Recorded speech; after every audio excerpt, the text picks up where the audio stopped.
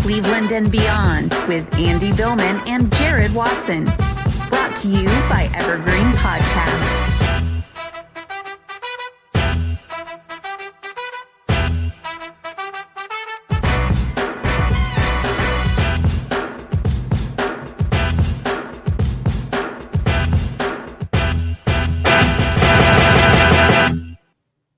I guess we had another one up there for some reason. Let me pull this down. There we go.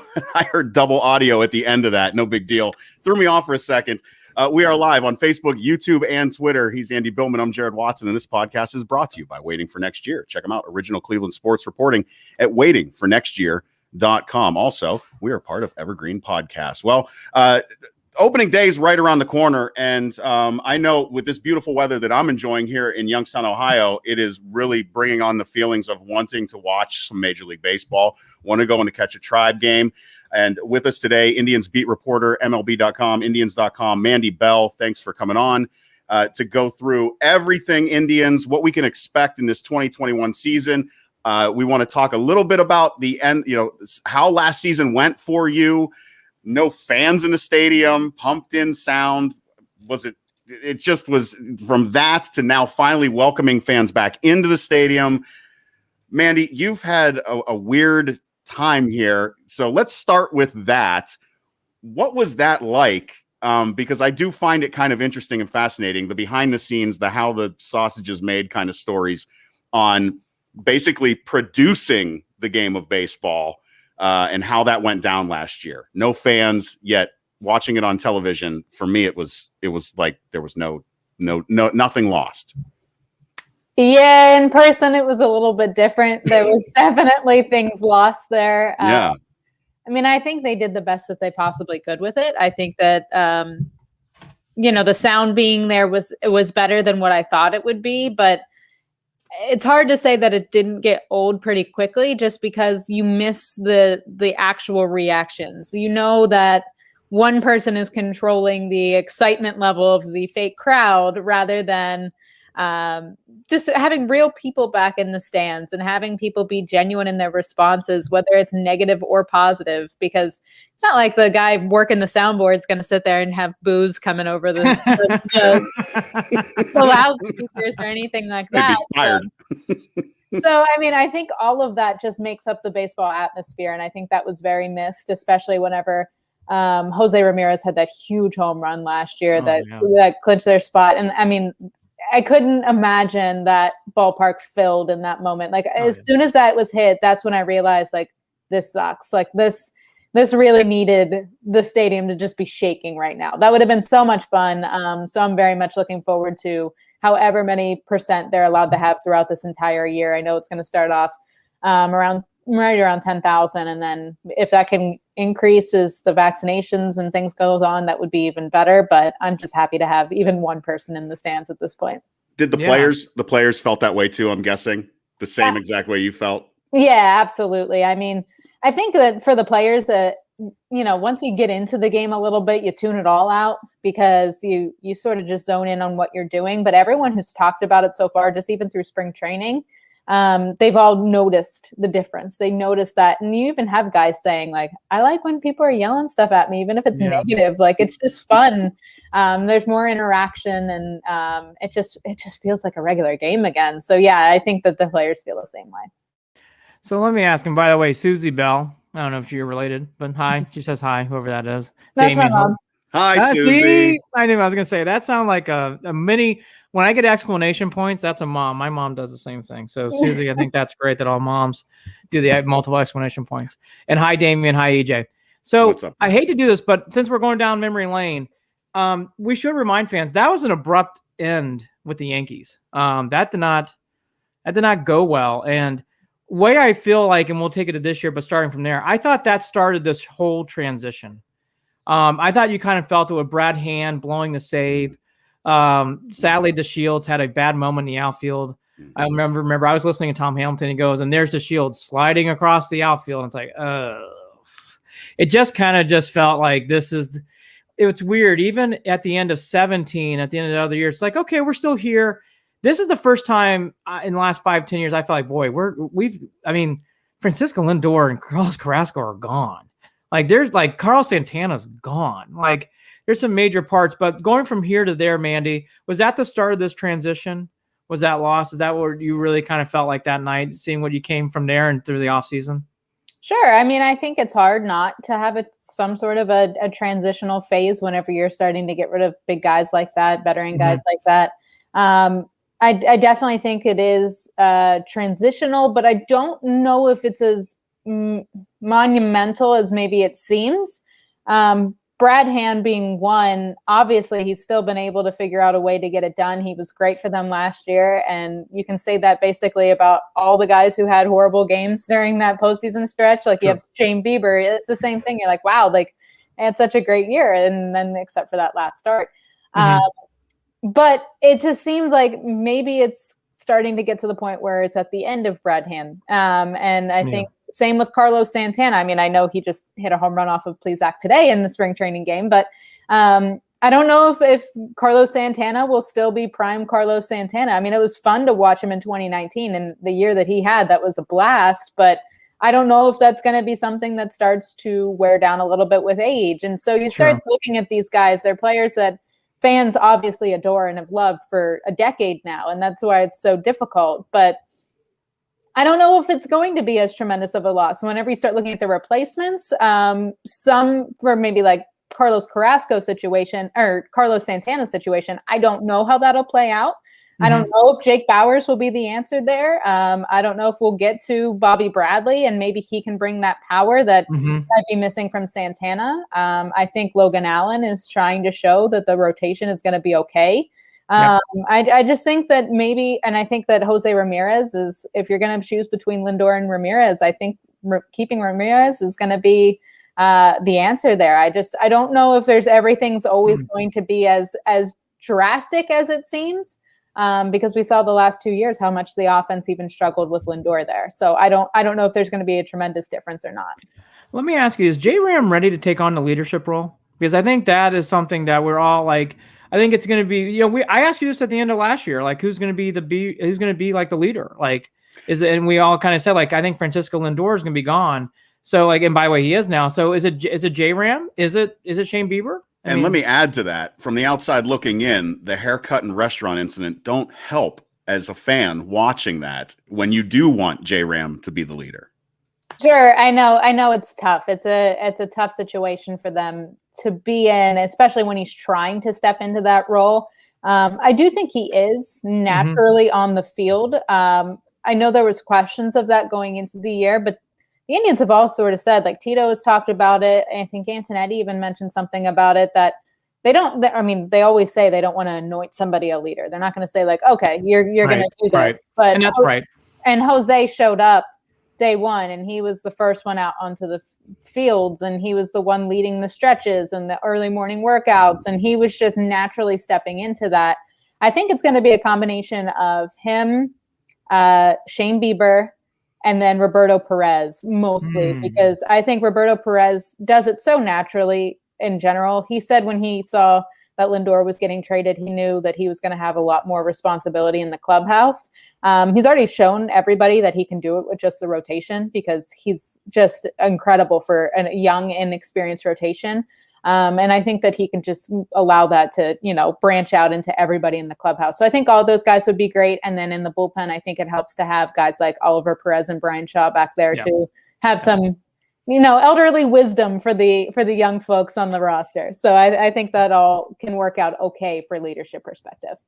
Yeah, Andy and I both were excited to see Perez coming back for that very specific reason, that leadership, and having that experienced voice to help, because we did see last season, the youth get kind of bit in the ass a little bit, at times, and Perez will hopefully help quell any of that stuff. Yeah. I totally think that. I think that he'll help with that. I think that he's already sort of started that process. I mean, you talked to Tito about it during spring training, and he was just saying how nice it is to have those types of presence in the bullpen. And we talked to both Shaw and Perez about it both. And it was funny to hear Oliver talk about it because he was like, yeah, I know I've been around forever. I know this is going to be like, he's going to be 40 in August, but he was like, I feel like a rookie coming in here still. Like he just feels cool. So jovial at heart, and he's the best. So I think I think he's a perfect fit for this bullpen. I just need it to be noted for the record that Mandy referred to 40, less than 40 as elderly, by the way, in the bullpen. I think Hey, in the baseball world, it is. I only say that because I just turned 40, so it hurt a little bit, but that's okay. That's personal. I'll get over it. I'm sorry. All right. Now that we got over that moment from Jared, from 41-year-old, get over it. Oh, yeah. But there's Andy's experience. Yeah, we're not young anymore. Those days are long gone. All right. So this team, what has it been like in camp? Mandy, I've always seemed to get a vibe from you. I read Paul Hoynes. I read other people daily just to try to get a vibe. I'll be honest with you, it's been hard to get a vibe. So let me ask you, what's the vibe been like for this team? Like, what are you getting out of camp so far? I mean, I think this might be the most challenging year for people reading at home to get a vibe because our jobs are so different. I mean, This is the first spring training that we're not able to be in the clubhouses, and we're not able to even see practices. When I was down there for 3 weeks, and there's like a little area that you can go over and watch at the facility, but you can't get close. And if they're not at the two main fields, you don't see anything. So it's difficult. It's definitely different for us to be able to capture the appropriate vibe just because our jobs are a little bit more limited than what they've been in the past. So we rely on their moods in the Zoom rooms and what we can pick up from there. And I think the biggest vibe that we can get is Franmil Reyes. He doesn't hide his personality, his feelings, any of it, and it's a blast to cover. But I think from what he says is the vibe basically in the clubhouse is they all know that they are being counted out. He says that they all read everything, they all see everything on social media, and he said Lindor said it last year, and he did. Lindor said this is the underdog perception of us was what we had in 2016, and we saw what happened there. And Franmil said, I remember him talking about it, and I loved that, and I sort of take it the same way. So Franmil, every single time we talk to him, he always says, just wait, guys, we have something special, I'm telling you. So I think that's the vibe. I think they know that they're being counted out. They have really low expectations, and they're just trying to prove everybody wrong that age isn't going to factor. All right. So let me ask, what is the realistic expectations? Because we're going to get into each position, starting rotation, whatever. But I want to give one outside observation of the Indians. If I hear one more goddamn thing about the White Sox, I'm going to vomit. It sounds like they're going to be really good. And when you hear that and you see that, like, oh, we had to cut guys today who got an OPS of like 500. It's like, okay, it's annoying. So like you hear that and you see naturally what's going on. As a fan, I don't look, in fairness, we want that Franmil as a fan. We love that Franmil. But Franmil, to be honest with you, it's okay to say we're the underdogs, I think. Let me piggyback that with you, Andy, because there is a feeling that if this rotation can put out, can sustain the output that they had last year, and if they can hold teams to 2 and 3 runs, great. That does feel like a possibility that this team can do that again this season. But can they score more runs? Because that's what was missing last year, and that's what they will need to do this year if they're going to compete. Or are they still going to be losing? Is Bieber still going to be losing games 2-1? Are we going to be struggling with that annoyance throughout the season? And that's where we're really going to have to see the changes, is with the bats. If they can sustain pitching, great. And I do think that's possible. But when Franmil says that, there's a lot there that's on his hands and on his shoulders. They've got to swing the bats. Yeah, and I think he knows that. He's sort of taken that on, and he's addressed it even with us. He knows that he had a hot August last year, but July, even though it was only like a week of July, but July and September weren't quite the same. So he has said over and over again, I need to be more consistent. I know I need to be more consistent, and I can have August, like last year, be me in a larger frame. So he knows what he needs to do. It's just whether or not they can actually do it. And I think that we can't really predict that, because the only thing that we've seen so far is the inconsistencies. In the last few years, the offense has struggled so much. And so you think of losing Lindor, who didn't really factor into the offense tremendously last year. So it's hard to wonder how much of a downgrade that would be. I think Andres Jimenez is a very exciting player and a reason fans should be looking forward to watching the year, even though it isn't Lindor. I think he can at least bring some excitement with his potential. But I do think that the offense is, again, the biggest question. Can they score? I know the outfield was the biggest thing, and now you're looking at Ben Gamel and Jordan Luplow and Ahmed Rosario. Rosario at least has the bat that they're hoping for, but the defense isn't quite there yet. And so it's going to be hard. So like Eddie Rosario, Franmil Reyes, Jose Ramirez, and Josh Naylor, like those guys are going to need to be the core of this lineup and produce consistently for them to be able to, score more than 2 or 3 runs in a game than what they did last year.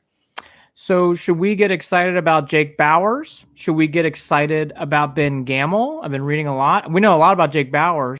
And I put another name in there, like, so center field, first base, is Daniel Johnson going to come up soon? Like, what is the story with Bobby Bradley? Like I think these are like center field and first base is where I think most of our questions I think center field and first base is going to be the question, along with who's going to close games. I think those are going to be the things you're going to hear a lot from chatterboxes. So let's start off with center field and first base. What is your opinion? Is this long term, or is this maybe like, hey, they're starting to see something in Jake Bauers you guys haven't seen, and he's just going to explode? You wait, he's going to take off. I think it's tough to say with Jake Bauers right now. I mean, he's had a little bit of an up and down camp where you see at least the patience is there. He's had some great plate appearances where he's worked a lot of walks, and it seems like he's seeing the ball well. But then at the flip side, he hasn't seen consistent results at the plate throughout spring. But if you look at the lineup as a whole, I mean, not many people have been seeing the ball great this spring. You have Eddie Rosario, who hasn't really hit too much throughout camp. Like, you have those different types of things. So it's so hard in such a small window to determine whether or not this guy is going to be able to break out. I think that the Indians, by making this choice to hang on to Bauers at least for one more chance, they think that there's at least enough potential there. And I think if you can get him back to what he was in 2018, his numbers with the Rays were great. I remember talking with our Rays reporter at the time, and he said, "Oh, this guy's great. He can definitely get you a 20-plus homer season." So I was like, "Oh, okay, so this is interesting." And then he fell into no man's land. I don't know if trying to balance the outfield messed with him. I don't know. I don't know if he'll be more comfortable being at first base, but he's only 25. They don't want to give up on him the same way they don't want to give up on Bobby Bradley just yet. So I think Bauers is going to have a solid 2-month stretch here to settle in and try to earn his spot, because if it's not right away, the Indians always talk about Cleveland in April. So I think that they'll give him some time to settle in. And if it doesn't work, then maybe you start looking down towards Bobby Bradley. But I think Bauers will get a decent look at first base. And is the interpretation that I'm getting, at least from some of the quotes that I've read, is that it's easier for them, at least in their minds, to keep Bauers up now and give him that shot now than it would be if they had sent him down and kept Bobby Bradley up, and that would be it for Bauers if they were to do that now. Is that kind of what they were looking at? Well, I mean, since he's out of options, they weren't confident that they would be able to get him back, and they're not ready to completely part ways yet. They said they've had some inquiries about him in the past, and they were just thinking like, okay, if we have to risk the waiver process, we don't know if we would get him back. So I think that they just want to get that one last look to make sure that they're not giving up on something too soon. I mean, they've seen guys like Gio Urshela go off and have some success elsewhere. Like there's different things like that. So I don't know if maybe they want to say, okay, one more time, let's take a look and see if he grew from what he had in, at the alternate site in 2020. What is the status? I know they're neither one playing, but I think both are curious. Zimmer and Mercado. What's the prognosis on those two, in your opinion? It's tough. I mean, I think that it was Oscar Mercado's job to lose. I think it was back to him. I think he was going to be the starting center fielder, and that's how they looked at it. They were very confident in what he said at the end of the season last year in their exit interviews saying, look, this is going to be my mindset. This is going to be my plan. I know what went wrong. I did all of these things. He took so much ownership, and the front office was really pleased with the way that he was addressing it all. And so I think that it was really his job. They were confident in it. And he still looked just as lost at the plate as he did last year. And that's tough. They tried. They gave him some extra reps during their off day. They had him playing a B game on their off day to get some more at bats. And he couldn't work through it. And I think they just wanted to take the pressure off of him of trying to compete and just say, look, this isn't working. Let's try to get ahead of it as much as possible. Let's take you out of the race for this so you can just figure out what's wrong. And I think that they said they already have hitting programs set up. They have different things that they're ready to go to have him try to rediscover that 2019 version of him that got everybody so excited. So I think it might take some time for him.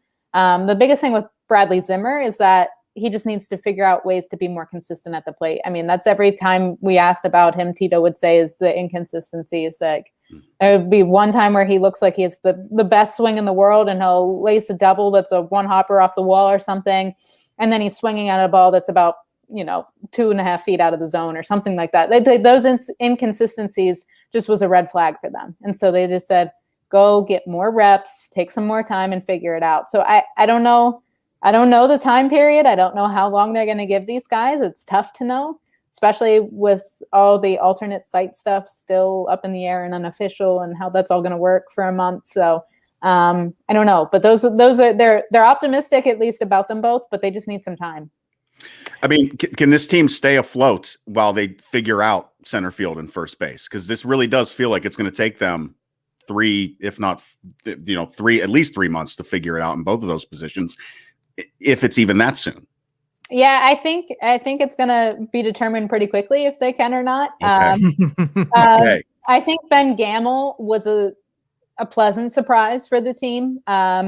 Tito loved him from day one. There was something about him. Tito loved him. The front office loved him because he can play all three. He has the versatility. He doesn't say anything about it. He leans into whatever they throw at him. So he has a great mindset in that regard. He's played really solid defense.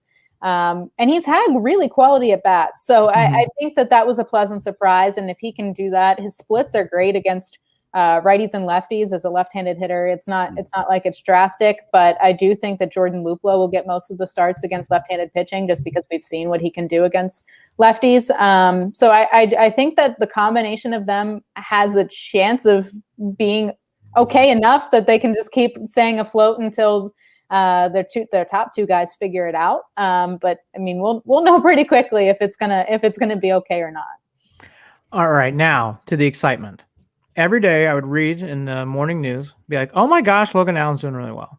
Oh my gosh, look at the excitement about Jimenez. Jimenez exploded. I was told by people from the Mets world that you're going to love this kid Jimenez. And from day one, you could tell he really wanted it. So let's talk about that. I think, and if I'm not mentioning someone else who should be mentioned, who else really stood out? But those two to me, Mandy, every day when I was reading from you or someone else, those names constantly popped up in Indians' feed for positivity and excitement. No, I think you nailed the two.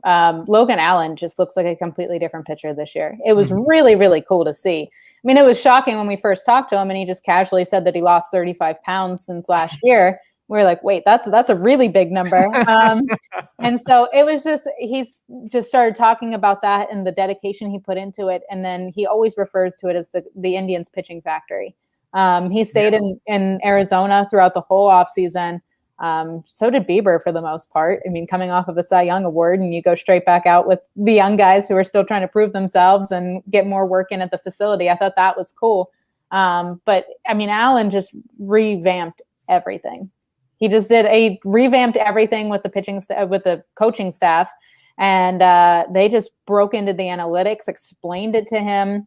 And everybody who comes to Cleveland and they talk about it pitching wise, I should say, they all talk about the analytics and how they're doing things differently than any other team that they've been with and how in depth they are. And I mean, it's clearly working. So I guess you should, if you're going to buy into anything, that's a decent idea to buy into.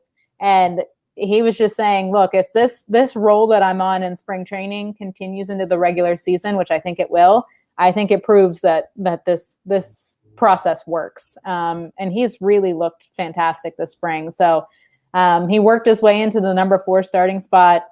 I think it was assumed that it would be Tristan McKenzie and Cal Quantrill, and he was just like, nope, here I am for number 4, which was it was fun to watch this spring. And you said Jimenez as well. It's tough to be a part of a blockbuster trade. It's tough to have the pressure of replacing a superstar as a 22-year-old who's completely unproven and nobody knows anything about you. And I think that he took that as maturely as he possibly could. And he said, it's just an honor for me. I'm not pressured by it. I think it's an honor that they wanted me for somebody of that caliber, and not just Lindor, but Carlos Carrasco as well. And he was the centerpiece of that trade. He was the one that the Indians really, really wanted. And I think that he really set the tone, and he made the best first impression that you possibly could on fans. I think he went, it was like 7 or 8 straight at bats without recording an out. Like, it was really fun to watch him start the year. But it wasn't just his hitting. It was his defense, his arm. All of it seemed really top notch. And if there was any concern of him maybe starting the year in the minors for service time manipulation or anything, he just proved that he can't really be ignored at this point, and earned that shortstop spot. So he'll be fun. So when it comes to the closing position and wrapping up these games, it looks like that's a rotation of its own at this point. Am I wrong in saying that?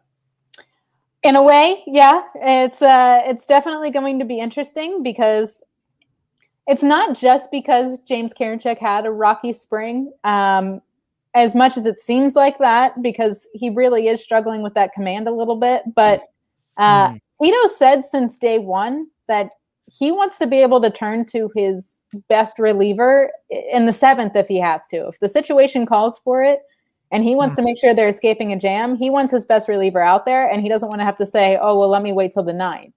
So he's been up in the air about it since day one. So as much as it seems like Karinchak just didn't earn the spot yet, I think that this was still on the table, and maybe Karinchak's struggles made it easier to lean that way, to split up the workloads and things like that. But between Wickren, Clase, and Karinchak, if you're going to have to do like a closer by committee type of situation, those are three pretty solid arms. Yeah. Do you think that takes the pressure off of those guys too? Do they feel relief out of that, or does one of them really want it?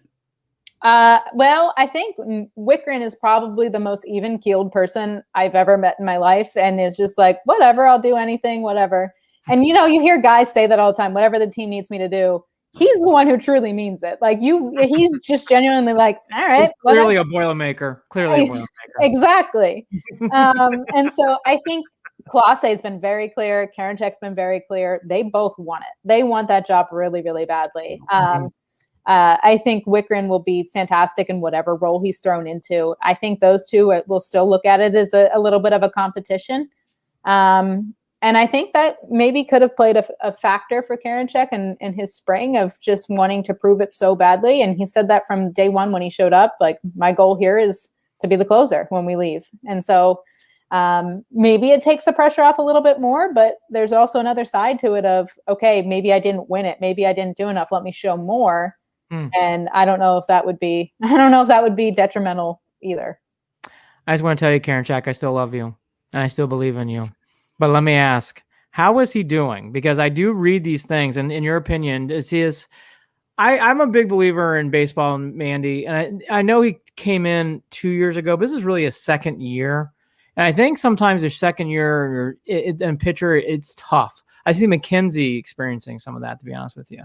Is Karinchak going to be, like, I know we're guessing, but I think Karinchak's going to be okay. Is it just working through things, or is this more concerning that maybe we are just not realizing yet? No, I don't think it's concerning. I think the way that Tito answers it every time is perfectly, is this sort of growing pains, figuring it all out. Yeah. But the biggest thing is that his stuff looks so good. And that's what Tito always goes back to. And he's like, this guy doesn't even need to command like as much. He just needs to throw some strikes and he's going to be electric. So they don't seem to be concerned about it in the slightest. And I don't really think there's a need to, at least at this point. He'll figure it out, and it just is going to come with more experience. So I don't think that there's any, warning signs of, like, let's get worried. Yeah, I got one more. What do you think of Clase so far from what you've seen? I've not seen him pitch yet. What do you think of Manuel Clase so far from what you've seen?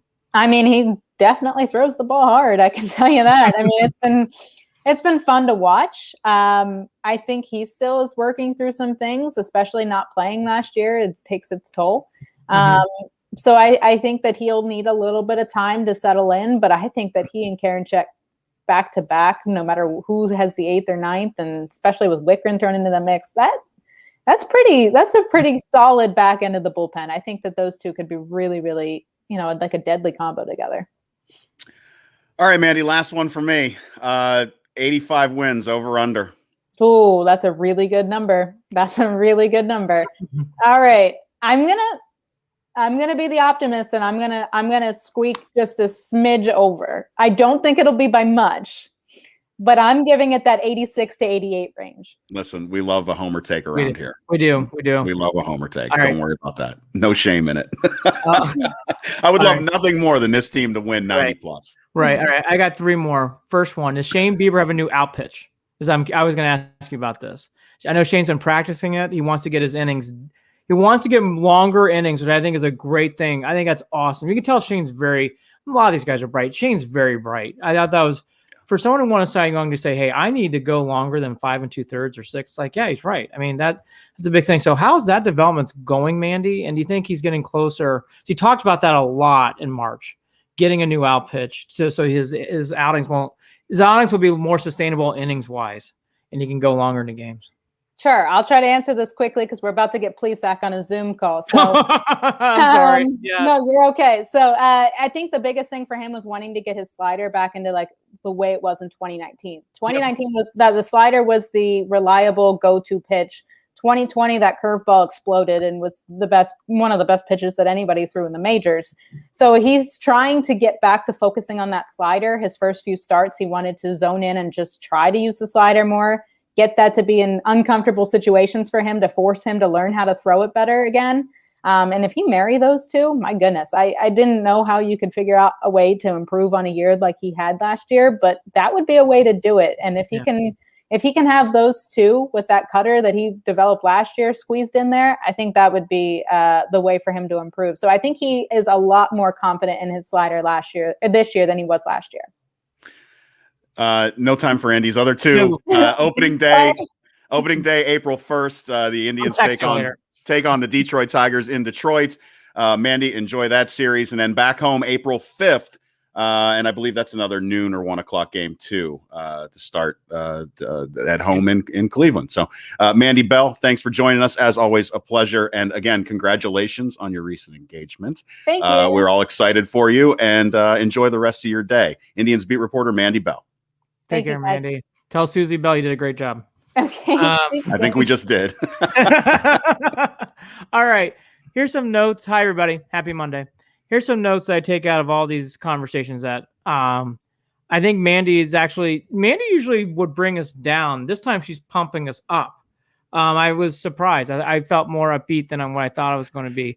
I think the biggest thing that we all have to rely on as Indians fans is, for the first time, this team is transitioning. There's some real transition. I don't think there's going to be a point where it's going to be like all hunky-dory and the ball's getting tossed around and we're all loving life and, hey, it's cool. I think there's going to be some moments where it's like we really have to see if Jake Bauers in a big spot can get a big hit, and we can see if Karinchak with the 2 men on the 9th can get the final out. I think there's going to be a lot of those nail-biting moments, Jared. They're going to have to squeeze every bit of juice out of this orange or lemon or whatever you want to call it to get to that number that I threw at Mandy of 85 or more. Do I think it's possible? I do. I really do. And I think it goes right back to what we had brought up earlier, what we've talked about in the past. And that really does come down to the consistency of the pitching staff, which we do expect to be as good and equally as good as it's been in the past. And whether or not we have an offense that we can be proud of, that is consistent, that will score more than 1 or 2 runs a game, and that will help pick up those guys like Bieber when they have those outings that are on 1, 2, 3 hits, giving up no runs, 1 run, 2 runs. You've got to take advantage of that, and you've got to win those games. We are going to drive ourselves crazy if we don't. We're not going to get to 85 wins if we're losing those games, period. No, well said. I think the big thing to get out of the Indians world, to me, We talked about the Twins 2 years ago, Jared, and we kind of felt it, and then we were right. The Twins won the division. This is the first time in 5-10 years where I felt like, boy, the White Sox sound like, look like, feel like, even with their injury, they had a devastating injury to the young outfielder.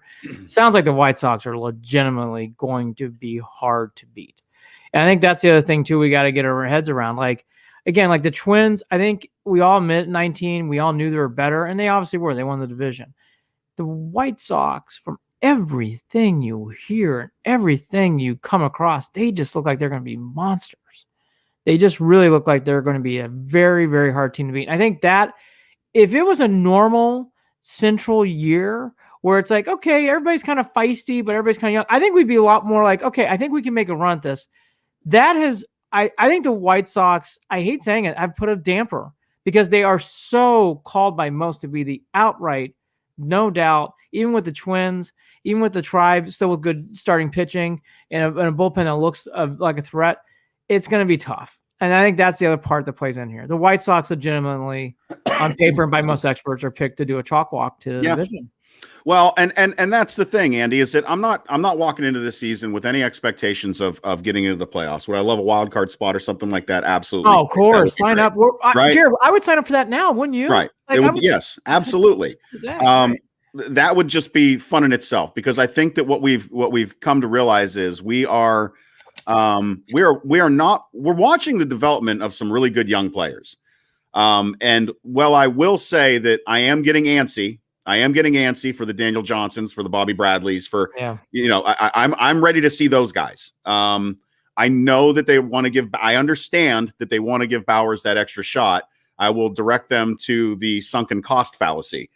And that is you can put a lot of money into something and you can keep losing it, and you can keep dumping money into it thinking you're going to turn it around at some point. And unfortunately, a lot of times you're just going to keep losing your money. I did a terrible job of explaining that, but just Google it for yourself. Meaning, I think we know who Jake Bowers is at this point. I would love to be proven wrong. I look. And the same thing with Luplow. And I think center field and first base are really going to be issues with this team. I do also. I will accept a struggle behind the plate. With the at bats from Perez, I will accept that. It's different. I will accept. He's got to be their leadership. Yeah. I'll accept him batting low 200s for his leadership and for that arm behind the plate and for his defense. I can accept that. But other bats are going to have to step up. And it's really, really going to be a hard hole to climb out of if you don't have a bat in center field and at first base that you can rely on a regular basis too. Well, here's where I will emphasize, and this is the first time I felt this way in years. The Indians cannot have the injury bugaboo this year. Oh, they cannot. No. They cannot have. Oh man, well Bieber's out for a month, or oh man, like J-Ram's out for a month. But you'll also notice, and I hate to say this, but the dedication and stuff like that. Some of these guys might want a little break every once in a while, depending on how things go. So let's hope it doesn't turn into one of those things where it's the mood and everything is on the down and out, and they and the struggles are become bigger than what any of us want to admit as the season goes on. Well. So look, let's go through. Boy, I just turned into a giant pessimist really quickly. Sorry, bring Mandy back. You shitburger on everything. But here's a big thing I would say: the starting pitching, even without the sexier names of a Carrasco. Oh, the pitching's going to be fine. Bauer, I think the pitching's going to be fine. And the only guy we didn't get a chance to talk about, who I'm actually putting on that road of, I'm really curious, is Cal Quantrill.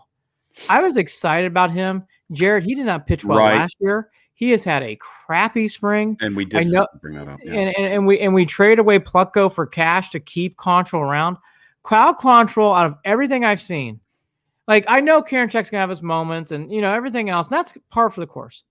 Cal Quantrill, I'm holding my breath. I don't have much hope there. I really don't. I hope I'm wrong, but I don't have much faith and hope in that one. And I think, but outside of that, I agree with Mandy. This could Trevor Stefan or Trevor Steven, I don't know how to pronounce his last name, from the Yankees. He sounds like he's going to be solid. And I love the fact that hiding in the background is Shaw and Oliver Perez. Any other year, I think it'd be like, oh my gosh, this team needs a Brian Shaw. This team needs an Oliver Perez for their experience. I actually think it's great. And it's not surprising that Brian Shaw had a really strong spring. So I just think out there, those pieces, I guess what I'm trying to say is where I think you're alluding to. I am not really nervous about pitching. I know there'll be moments here and there. Yeah. I think it's pretty stable. Now, again, you said it. I'll get right to the cutthroat. I think Daniel Johnson should be starting center field.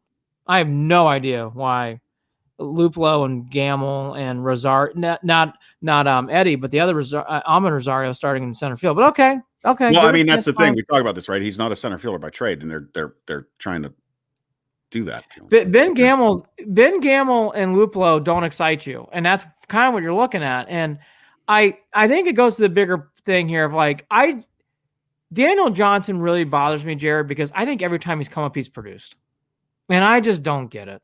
I don't get why Daniel Johnson's not playing every day. I'm sorry, I don't get it. I don't. Again, if you had Naylor, Daniel Johnson, Eddie Rosario, I'm like, that's not a bad outfield. Like, okay, it's not great, but it's not terrible. Andy, these are names that I feel like had some of these names, including Bradley Zimmer, are names that I feel like had their shot all the way up until 2019, and now that we're getting into 2021, I don't know why I'm still hearing their names. Yeah, okay, let's go down one road. I think Bradley Zimmer's days are done in Cleveland. I thought they were done last year when he decided he wasn't going to participate in the spring ball and all the early stuff. I nothing against Zimmer. I would actually trade him to try to restart his career. I really would. I think it'd be best for him, best for the club. Now, Oscar Mercado's different to me. I really enjoy Oscar Mercado's positivity. Yes. I really enjoy his mental breath of fresh air. He is one of the few players that goes, I know I stink. I know I have things to work on. I've got to get better. I like the plan for Oscar Mercado. I like it. Go to AAA. Let's figure this out. Let's see if you can get this done. It doesn't mean it's going to work out, by the way, but I like the plan in place. Zimmer, I think Zimmer needs to move on. I really would. I would move on from Zimmer. I really would. Even with him not being on the roster, I would move on from him. I think it'd be best for him. Mercado going to AAA, I'd like to see a little bit more of. The only thing, Jared, that we'll get into in a different podcast, this is the first year in a long time I'm going to be reading AAA and AA things, Michael. Who's the next outfielder coming up? Who's the next guy coming up that I don't know about yet? Like, who's the next guy who I'm ready to read about that's going to be really exciting me? Because I'm ready to read about it because, to what Jared's saying, the Oscar Mercados and, I like to hear someone big and new and fresh outside of Daniel Johnson. I love Daniel Johnson. He should be starting center field. Yeah. But Eddie Rosario's not going to be here next year. So who's plugging in that hole? Like that's where I'm going next. Yeah. Oh boy. Again, I don't know how to feel. I don't know how to feel. There's things that I'm looking forward to. There's things that I think I know. I hate feeling like that. Like I know better than coaches do and stuff like that. Let's do one more. Some things we feel that way. No. Look, I'm ready for this. Nice man, Jake Bowers. I'm going to be cheering for you hard, really hard. Nice. I really want this to work out. Yeah. I don't think there's any fucking chance it's going to work out. Zero. Right. None. But that's what I mean. I don't understand. Yeah. I mean, at some point you got to realize you're trying to force something. I'm surprised. I mean, Andy, I guess if the answer is of all seasons to do it, this is the season to give an extra chance. I don't know what that does for fans and for the future of the team. Well, here's the thing. Bowers and Bobby Bradley is more debatable because Bradley has not come up and I think Daniel Johnson's come up and hit in the major you're leagues. Right. I know. I understand that. Daniel Johnson, I've seen stuff where it's like that's why Daniel Johnson floors me. It's like I don't get it. I just don't get it. I see him performing. I saw him play last year where he hit. I want to see him play more. Bobby Bradley, like he went through a struggle, so I get it. So you want to give Bowers one more chance, even though Bobby Bradley had a great spring and looked good and felt good. You want to give him one more chance, cool. Jared, that position worries me. Now, here's one. So that's first base. We'll get to it. I wish Bowers the best. Now, here's the other one. I love the energy of Franmil Reyes. You can feel it on this team. I love the energy of J-Ram. I think you're going to feel that more. I really do. I think you're going to feel that more this year. I really do like the Josh Naylor experience. I really do. I like his energy. I like this whole Naylor brotherhood thing with Bo. I like all that. Like, that's the kind of stuff where that is where I will get excited. Like, Yes. I think Josh, I don't know why. I think Josh Naylor's going to play better than, I just think he's going to play above his head. I said, I feel like by the end of the season, he's going to be the guy. Yeah, I do too. I really do. He's got that it factor. Vibe. Yep.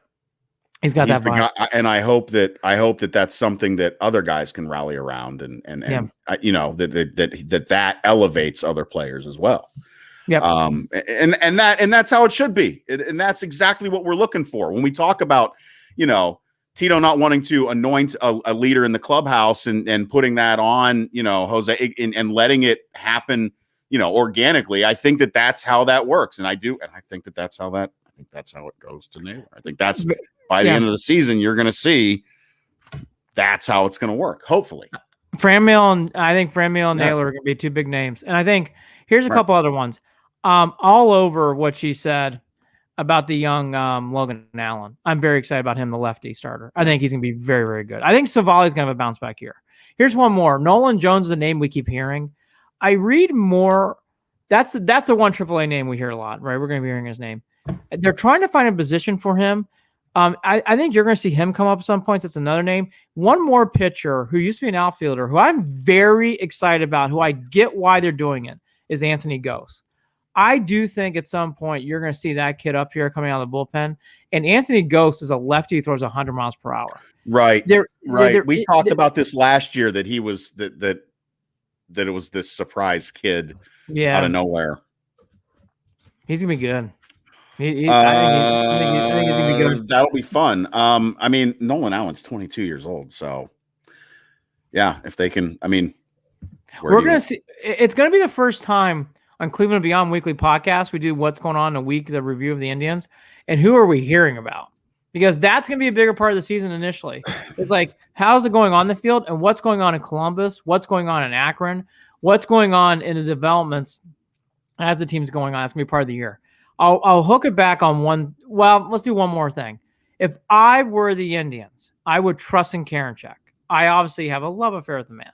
All that to be said, my bromance with him put aside, I do think they need to give him a fair chance through April. Even when he blows saves, if he does, give him the ball. Let's see if he can do this. Because when he's on, my God, that stuff's electric. However, I know Clase's right there. I agree with what Mandy said, and I'll heighten it. Clase, Wickgren, Karinchak, they don't jump off to major league pages, but they do to us. These guys are very good young arms who can really throw hard. Well, Karinchak, his issues, at least to me, that I saw when they would pop up last season were his composure, and it would come out in his delivery and in his he looked very impatient at times, and he looked a little more amped up than he needed to be, which I think would affect his control.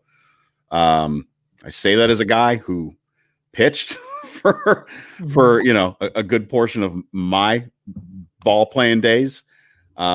And you saw it out of him. You saw him when he would slap the ball in his glove or throw it. He looked like you wanted to just say, hey, breathe a little bit. And if Karinchak can reel that in, then he'll be fine. He'll be fine because he's got everything needed outside of that. I just think, to what Jared's saying, give this time even when it goes bad. Ride this out this year. You got to ride this out. All right. What is the Jared Watson reasonable expectations train for the 2021 Tribe? Oh boy. Honestly, I'm not as optimistic as Mandy was. I would love nothing more than them to win a game or two more than that 85 that I threw out there. I think they're about a mid to high 70s to an 80 win team. I think that's what we're looking at. I said this on the Instagram show. We'll be on all year. Jared and I and Holly will be popping in and out throughout every game. I think 76 and 86 is right there. Yeah. I think the Indians, I am preparing myself. I think April is going to be rough. I hope I'm wrong. I hope I'm proven wrong. This team never gets out of the blocks fast. Never. I don't know why that would change. That would be, by the way, that would be new surprising. look. It's a new look team. So I think maybe that's it. Look, the only reason I bring this up, it is very important for this team. If they want big hopes, you got to get out of the box. Well, and you know how I feel about spring training. It don't mean shit to me. No one cares. And the spring training for the Indians was a boring snooze fest. But all that to be said, it starts on Thursday. I just think this is the year of transition. It's all about 22 and 23 for this team. Yeah. It feels that way, so we got to be realistic, and it feels that way. However, what is the aura of the team, again, around it is you have Shane Bieber, the AL Cy Young Award winner. The guy finished second in the AL MVP, who didn't finish like far out, almost won MVP. And you got this factor of the White Sox being very, very good.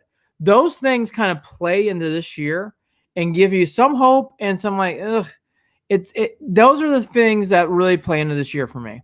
If you really want hope, forgetting all the young talent, the stuff we just said, you still got Shane Bieber and you still got J-Ram. That gives everyone a lot of hope this year to win big things. How good are the White Sox is what, to me, cuts the mustard. I do think they're legitimately good, even with the big injury they had in the outfielder. I do think the White Sox are that good. I hope I'm wrong, but that's why I'm more like 76 and 86. Franmil, Naylor, Ramirez, and if you can get another couple of bats, there's potential there. There's potential there for this season. They're not far off. All right, that's the Indians. We'll be here all year. Goes on every Instagram show starting on Thursday. At Official Cleveland Sports is the site. At Official Cleveland Sports. That's the handle there on Instagram. So go ahead and jump on there if you're not following already. 150,000 plus audience on that wonderful Instagram page. A lot of stuff going on in the next few months, especially in the fall. So everybody stay tuned, especially with the draft coming up. All right. Yeah. I'll hit 3 or 4 topics we should hit quickly. That's not Indian stuff. Yep. The Cavs had a terrible loss on Saturday night. Christian Laettner type stuff with Harris and Barnes at the buzzer. I have no idea why no one was guarding the inbounds guy passing the ball in. I screamed about it on the Instagram show. Yeah. Have you not watched Laettner in the Duke play? I mean, why you would not? I mean, it was Cavs had a brain fart. Actually up by a point with 1.6 seconds. You don't guard the guy throwing the ball in. And what happens? Give him a clear lane. Barnes catches the ball. Miracle turnaround, bangs shot. The bigger story is Drummond leaving town. I know. I just want to mention that was a terrible. Reason why I want to hammer that. That was the first, I thought, bad loss on JB Bickerstaff. You've got to get they had a long timeout in between that trying to get the clock right. You had a long time to get your prepared team. You actually had a curl in the game, but they had to sub them back out because it wasn't a natural timeout. And you got to tell your team, hey, who's guarding the guy throwing the ball in? And the Cavs just lost sight of that. I love Bickerstaff. It's not a fireable offense. No one's saying that. No. But that's on Bickerstaff. You got to get your team in place in big spots, and that so disappointed me, Jared. That was a bad loss in a season that isn't going well, but that sticks out. Andy, it's that loss and that even in that moment, that's a microcosm of the season and of the team. And by the way, how good is Andre Drummond? He's going to the Lakers. So can we get off that topic? He stinks. Clearly, he doesn't stink. The Lakers couldn't. No, he doesn't stink. And you knew that this was going to happen. We knew how this was going to happen. And the bummer of it was, when I retweeted his message when he left, that photo of him sitting with his head down, I just said, "Wow," because I knew he didn't want it to end that way. And I had a buddy that said, What are you wowing? You knew this was going to happen. I'm like, no. It's not about that he's leaving. It's about look at the message that this is sending. Look at what he's saying right now. Look at how he's putting this out there. It was just depressing all around. Just depressing. Frustrating. For a season that's not going well, this week stuck out to me. It was frustrating. Even a week when you won in Chicago. That was a frustrating. Yes. They play the Jazz on Monday night. They have a week where they're kind of easing up a little bit, but I hate to say this, we all love the Cavs. The Cavs are really going to go into back pages. Not that they only were fighting for it, but now the Indian season started, and now the warmer weather's coming. Andy needs a break from having these we're almost done. Post game. Hey, we're almost done. Where people want them to talk about the Browns instead. The other funny thing is, there's devoted 12 I got no Cavs water fans. left. I drank it all. There's a devoted 12 fans who always love talking about the Cavs, and I'll be there with you. All right, so that's the Cavs. There's nothing new on Clowney. The Browns news has finally subsided. I think you'll see a couple signings. Obviously, Clowney will go somewhere. The new wild draft rumor, which I love, is Rondell Moore, the ex-Boilermaker, being drafted in the middle rounds, going into the Browns as a special teamist. That actually makes a lot of sense. I would love to see that. Be fun. There's fun. only so. I mean, at this point, you're just kind of stacking the deck. Rondell Moore would be a great ad. Yeah. Third rounder. That kid's fast. Ask Ohio State fans. Am I right? Kid's got a motor. Kid's got a motor. That would be a great pickup for the Browns. Look, the Clowney situation. Not only has Clowney not had any rumors in Cleveland, he's not had any rumors. Period. Which so is fine. There's no news about Clowney. So, and even if he doesn't sign with Cleveland, we're okay. No big deal. No big deal. The tournament to me has gotten to this point where it's actually gotten very good. The games this weekend were good to okay. Alabama, UCLA was wonderful. The Michigan waving the Big Ten flag is good to see, in my opinion. The tournament, I think the tournament's going to start becoming, if they win, is Gonzaga. Because Gonzaga is undefeated. They have a legitimate threat with USC. USC can win that game. I think that's going to be the big game. Kudos to the. My wife just brought me a new glass of Priscilla. Water. She saw that my bougie water was out. My fizzy water. Yeah, I've been really enjoying the tournament though, Jared. Yeah. I can't wait for these next Elite Eight games. Old Southwest Conference matchup, Arkansas, Baylor, love it. Michigan, UCLA, I think is going to be great.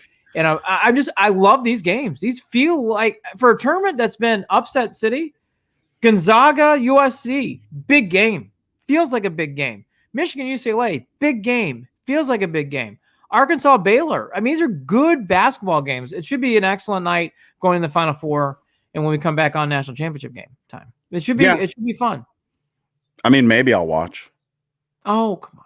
You'll watch. I think I probably will. You'll watch. What else? Felt bad for Stipe. It happens in boxing.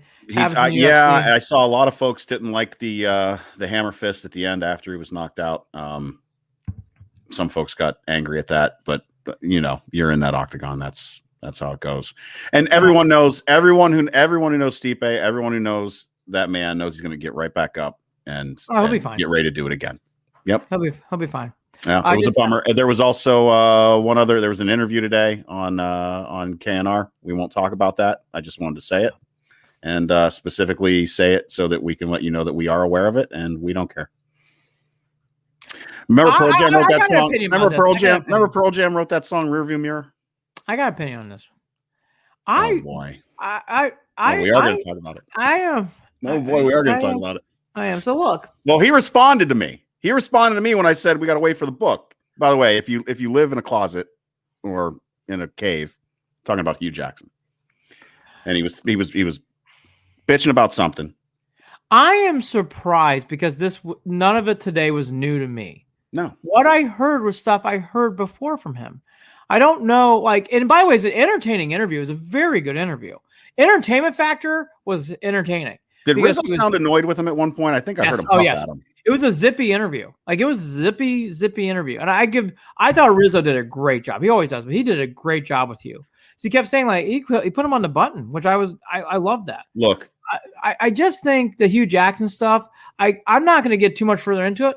It's all old. It came up last year in these interviews. And by the way, the man makes accusations and insinuations without any real, it's just word salad. That's all he is word salad. Who coached that team? Was it exactly? Hugh? Who wanted RG3? Hugh. Who wanted Kaiser? Hugh. Who wanted Callaway? Hugh sat up there. We talked about that. Hugh sat up there and was like hand in hand. Look, Hugh was a big part of this. It's not all Hugh Jackson's fault. Sashi Brown, take a bow. We all know that. But to say that Hugh had he didn't know, and that he had signed the contract, this stuff is just so dumb, and I don't even care. But by the way, Hugh, you did have a chance because the organization believed you should get one. when Dorsey took over the next year after the Mayfield draft, and you still couldn't do it. And it got worse. It got progressively worse. And sometimes look what happened right after all that. Look what happened. Look what happened right after all that. Freddie Kitchens toilet flush, and we're here. And it's great.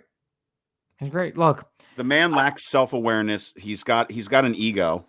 He's got an ego, and he's got no self-awareness. And you combine those two things, and it's like it's a bad combination. Here's my one point that's neutral. I don't blame Hugh because Hugh has to do this, and that's where I'll leave it.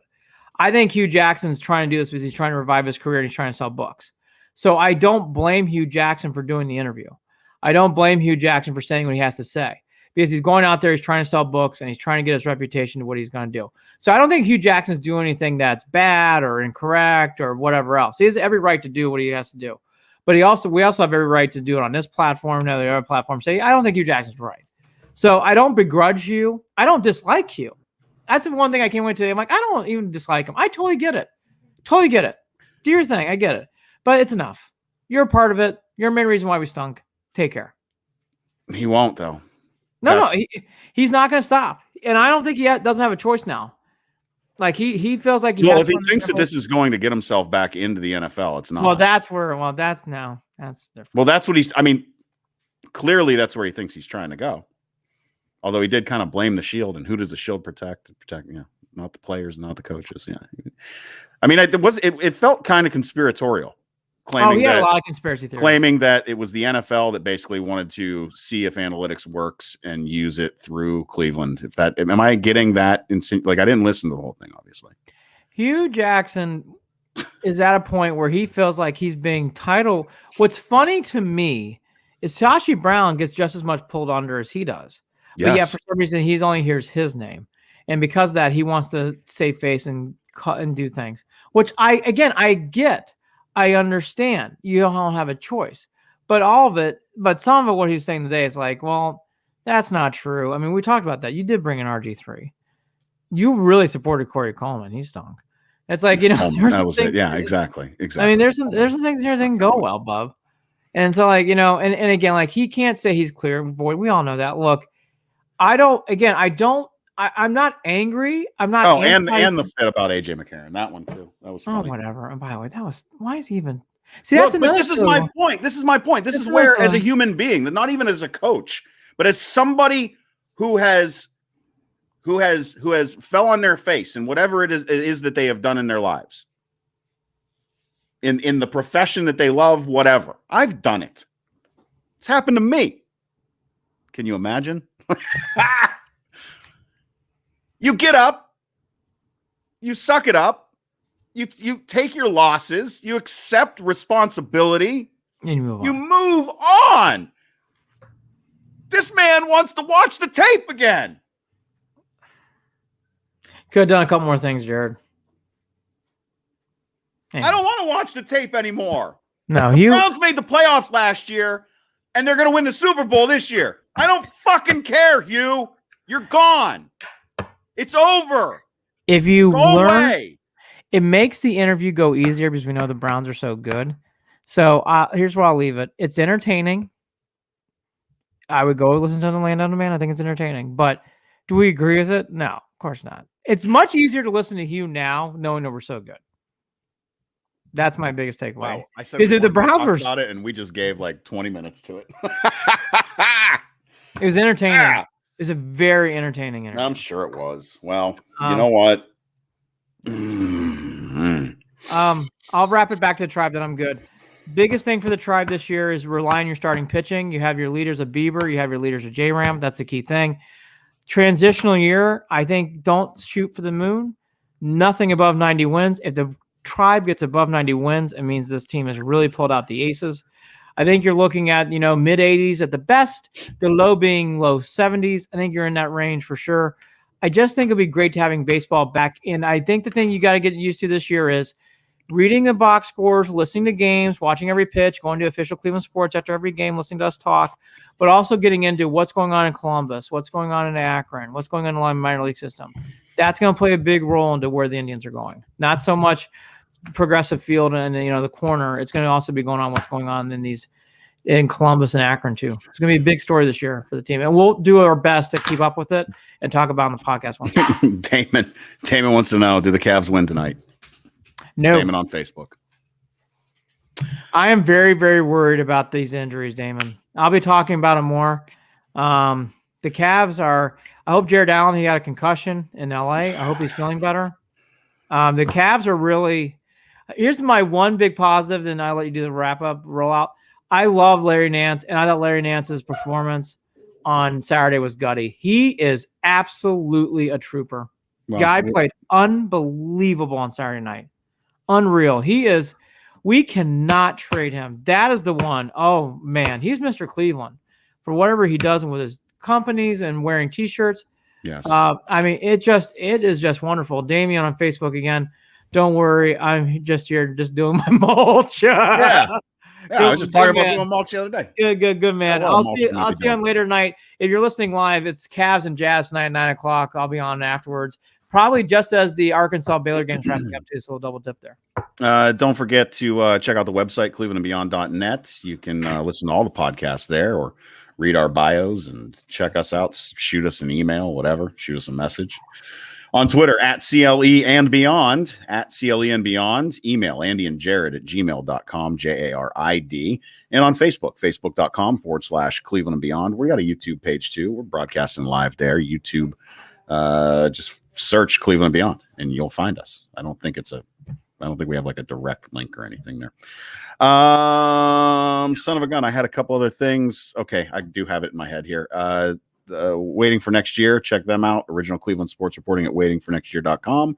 And we are also a part of Evergreen Podcasts. I wanted to give a shout out. Ricky Smith out of nowhere today, Andy. I was out at the Ross Park Mall out in Wexford, Cranberry area, in towards Pittsburgh. And I was in Lululemon because the wife needed a few things. And I see this guy wearing a Block C hat and a Random Acts of Kindness Everywhere shirt. And I was like, there's no way that's Ricky. What the fuck? What is Ricky doing? Sure enough, are you Ricky? Because, everyone's got their masks on. Sure. It was Ricky. Oh, it's awesome. Talked to Ricky for like 30 minutes with him and his wonderful girlfriend, my wife and I. Solid guy. We know each other through social media. I've never met him in person, but love Ricky Smith. For anyone who loves Cleveland sports, who knows anything about Cleveland, obviously he's a guy that everyone knows and loves in the Cleveland area. He does so much good work for not only the Cleveland area, but for other big cities and inner cities and just places across the country. The Random Acts of Kindness Everywhere nonprofit is his deal. He's got a golf outing in Cleveland in August that you can shoot him a message on Twitter and get more information on that. And I just thought it was really cool. It was really cool to see a guy that you talk to on Twitter and then run into him randomly outside of Pittsburgh, of all places. So anything else, Andy? NFL draft, stay tuned. Jared and I and Holly will all be there live in some sort of capacity. We're figuring out what that's going to be. We're going to do a show live on Thursday night, probably about an hour before the Browns pick. So that's about right. There's no real build up to what this draft is. It's more about the night itself. So I think Jared and I and Holly will pop in probably as the ceremonies kicks off or pregame.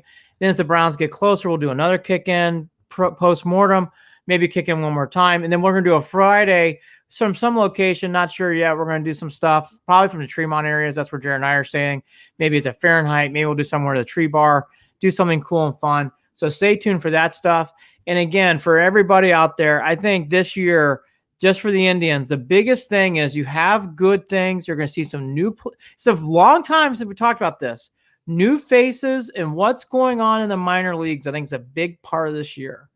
What's going on in the minors, I think, will dictate a lot. I hope I'm wrong, and maybe this team wins 90-plus games or we get excitable. To be fair, I think it's more like, let's see how the minor league system's doing. Let's see how these players develop going into 2022 and 2023. I think it's going to be a big part of the year. Yep. I really do. So I'm leaving this podcast the same way I came into it. I don't know. That's how I feel. I don't know. I think most of you do. I don't know. I think I do know. I think it's right around 500 or below, but there's some promising nuggets within the club. The only thing the only thing's not so much the Indians, it's the White Sox. The White Sox is good as what people are projecting. That's concerning. All right, folks. Talk again soon. Enjoy your day or your evening whenever you choose to listen to this podcast. Mulching, Damien. See you in the podcast, lover. Take care, folks. Talk again soon. Bye-bye. Thanks, Mandy Bell. Great job today, Mandy. Thank you, Mandy. Always love having her on. Thanks, man. Go Tribe. Excited about the year. I am. I'm getting there. I'm excited. I'm getting there. Can't wait.